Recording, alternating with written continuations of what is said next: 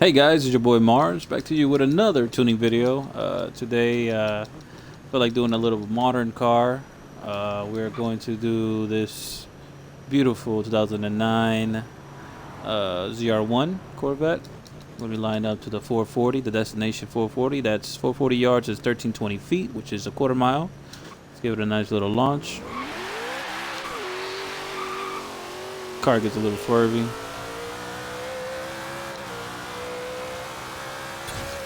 There we go. Nice little pass. And let's get right to it. Let's fast travel to the garage, show you guys what I did with the whole tuning setup, what I put on the vehicle, and how I tuned it. So yeah, these cars are not that fast when it comes to racing like the older muscle cars. Racing other Corvettes is pretty good. It's a real nice race between them. But when it comes to like the older muscles, Novas, and all the Monte Carlos and stuff like that, it kind of just doesn't stand a chance. It's not that fast. But some people have them fast, some people don't. Some people know how to tune, some people don't. You'll win races and lose races, basically, like what you'll do with all the cars. But with this car, you tend to lose more. Of course, I left the motor stock. It already comes with an LS in it, so you don't need to do no motor swaps. And then I left it at the rear-wheel drive, of course, and I put the twin turbos. Then I put everything else race. Since this car doesn't tend to even get to the 1,000 horsepower, I believe in this tune I put everything race. Yep, put everything race, and it's at 976 horsepower. Flywheel left to stock. Got the suspension rally, of course. That rally suspension is the best. It's since Horizon 2. Put the roll cage in it. Fully reducted the car, and it weighs at 2,700 pounds. Alright, you got the clutch, race, everything of course here is going to be race when it comes to the differentials and stuff.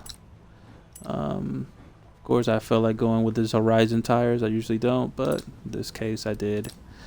The width I left it alone. The rears, of course, I put at the 355s in the rears.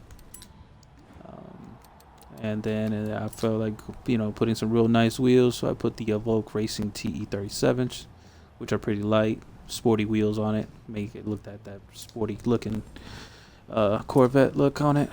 It looks mean and aggressive with the black on black, so I left it like that. And of course, letting go up on the sides of the rims. I left everything stock. Nothing on the and of course these cars don't have any hood selections. Okay, so install that. And let's go for the tuning and setup and what I did with suspension work. So yeah, Corvettes are they're fun. They're really fun to race other Corvettes, race CTSVs, race like lower horsepower cars around that same as this one, like 900 horsepower cars, 800 horsepower cars. They are great to race with those, but like I said, it has its pros and cons with it all.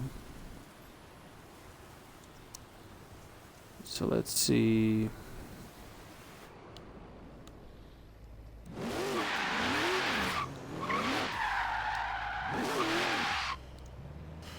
Alrighty, let me set the destination so you guys know where the 440 is at with the 1320 feet. 440 yards is 1320 feet.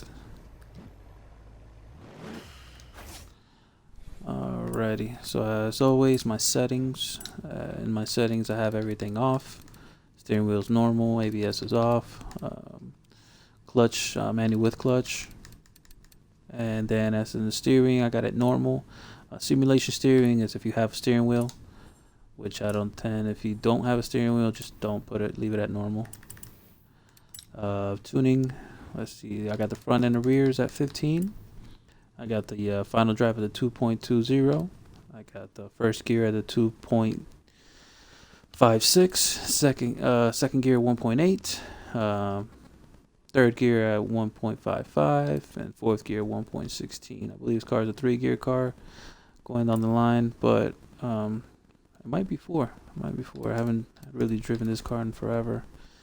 Front camber, I have it at the positive 0.6. Everything else is zeroed out, and then I have it at 7 in the angle on the cast. Then I have a 65 and 1.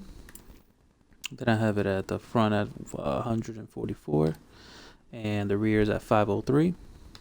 Then I have the front and the rear on the heights at the 5.9, 5.4.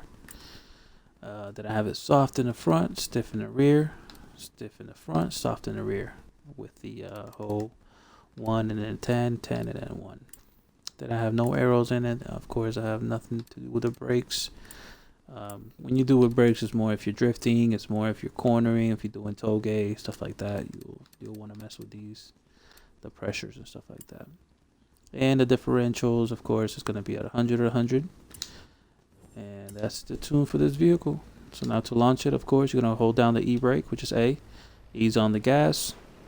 So you fully press the gas all the way down. And you're not going to press the clutch at all until you're going to, transition from first to second. So as you guys saw in the previous launch, the car does shift from first to second. It kind of spins a little bit in that second. So let's give it another shot.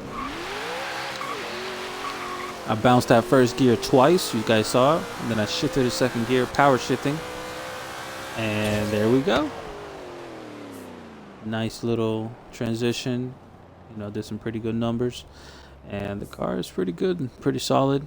It's really good to race other cars. I used to always use the car back in the Horizon 2 for roll racing. For roll racing was more like you'll hold the brake down a little bit and then hold the gas until it kind of does that. That holds up the boost pressure. And you let go of the gas and then just lower it down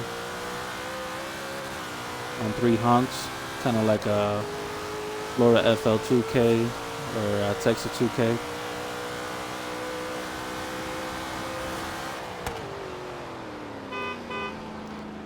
Alrighty, hope you guys will like the video, subscribe, and please give it a thumbs up. I'm gonna make more videos, more tune videos for you guys. Different cars, different flavor of cars. Oh, alrighty. See you guys around.